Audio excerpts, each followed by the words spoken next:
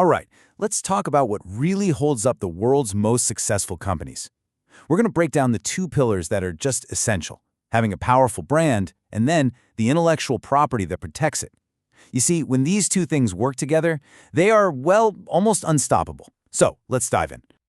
I mean, it's the question, right?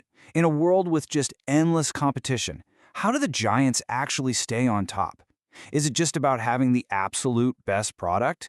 Or, is there something deeper, something way more strategic going on here? That's exactly what we're going to explore. Okay, so it all starts with pillar number one, the brand. This is the heart and soul of a company. It's the part that connects with us as people on a really human level, long before we even think about buying something. You know, a brand is so much more than just a cool logo or a catchy slogan. It's really that gut feeling people have about your company. It's the sum of every single little interaction, and it all builds up to create this promise, a promise of quality and value that you have to deliver on again and again. It's why you'll walk past two other coffee shops to get to your spot, even if the coffee tastes pretty much the same. And look, building that gut feeling, it isn't a one-and-done kind of thing. It's a constant effort. Your messaging has to be consistent everywhere, from a single tweet to a massive Super Bowl ad. You've got to deliver high-quality experiences, the product, the packaging, customer support, the whole shebang.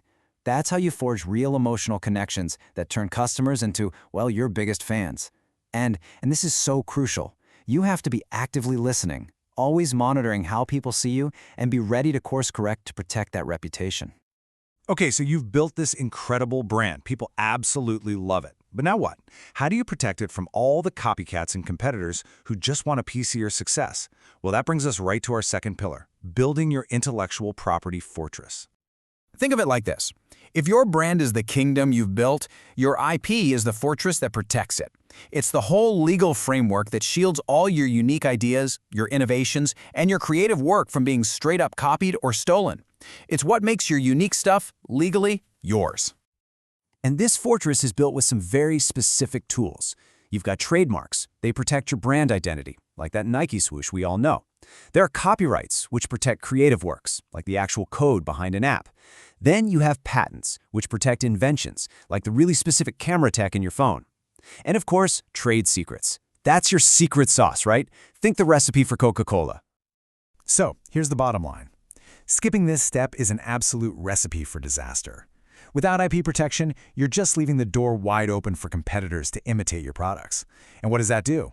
It confuses customers, it waters down the unique brand you've worked so hard to build, and it directly hits your bottom line. I mean, the stakes are just incredibly high. So who does this whole thing best? Let's look at a true masterclass in combining a powerful brand with an impenetrable IP fortress. Let's talk about Apple. Now this is where it all clicks. This shows you exactly how the two pillars work in perfect harmony.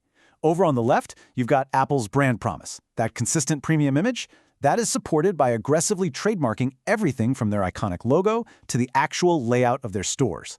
That high-quality packaging experience, that super satisfying unboxing, that's often protected by design patents. And the exceptional customer service, that's made possible by the safeguarded software features on the right, unique, patented technologies that make their whole ecosystem just work. See? Each promise is defended by a specific type of protection. And in the end, this dual strategy is what lets Apple keep its innovation safe while also protecting that prestigious brand image. The two pillars create this powerful feedback loop. Groundbreaking, protected tech makes the brand's reputation for quality even stronger, which in turn drives up the value of their innovations. Each side just makes the other stronger. It's brilliant. Okay, so that's Apple, an amazing example. But what's the key takeaway for the rest of us? How can you start building your own competitive edge? Really, it boils down to this simple three-step framework. First, you've got to define your brand promise. What is the unique value that you offer to the world? Second, identify your core IP. What are the specific innovations or designs or secrets that actually deliver on that value? And finally, and this is the most important step of all, you have to integrate the two. Don't treat them like separate things. Make sure your IP strategy is built from the ground up to defend and reinforce your brand promise at every single turn. So I'll leave you with this final thought. Whether you're building a company, a creative project, or even just your own personal brand, these principles are exactly the same. A great reputation needs protection. So you have to ask yourself, what fortress are you building around your ideas?